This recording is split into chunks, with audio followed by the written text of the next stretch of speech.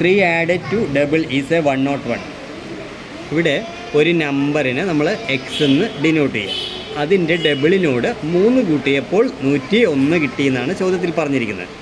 നമ്മൾ ആദ്യം എന്താണ് ചെയ്യുന്നത് ചോദിച്ചു കഴിഞ്ഞാൽ ഈ 3നെ ഇങ്ങോട്ട് കൊണ്ടുവരിക. അപ്പോൾ മൈനസായി മാറും. 101 3 പോയാൽ 98 വരും. ഇപ്പോൾ 2x എന്ന് പറയുമ്പോൾ 98. അതായത് ഏതോ ഒരു നമ്പറിൻ്റെ ഇരട്ടി എന്ന് പറയുന്നത് 98ആണ്. അപ്പോൾ ഏത് നമ്പറാണെന്ന് പറഞ്ഞാൽ 98നെ 2 കൊണ്ട് ഡിവൈഡ് ചെയ്യുമ്പോൾ 49 എന്ന് കിട്ടും. അടുത്തത് 2 ആഡഡ് ടു ട്രിപ്പിൾ ഈസ് 101. അതായത് ഒരു നമ്പർ അതിൻ്റെ 3 ഇരട്ടി എന്ന് പറഞ്ഞാൽ 3x ആണ്. അതിനോട് 2 ചേർത്തപ്പോൾ 101 കിട്ടി. അതും ഇതേപോലെ 101ൽ നിന്ന് 2 കുറയ്ക്കുമ്പോൾ 3x എന്ന് കിട്ടും. 101 2 കുറച്ചു 99, അത് 3x ആണ്. x എന്ന് പറയുമ്പോൾ 99നെ 3 കൊണ്ട് ഡിവൈഡ് ചെയ്യുന്ന സമയത്ത് 33 എന്ന് കിട്ടും.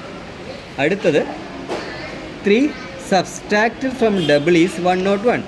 അതായത്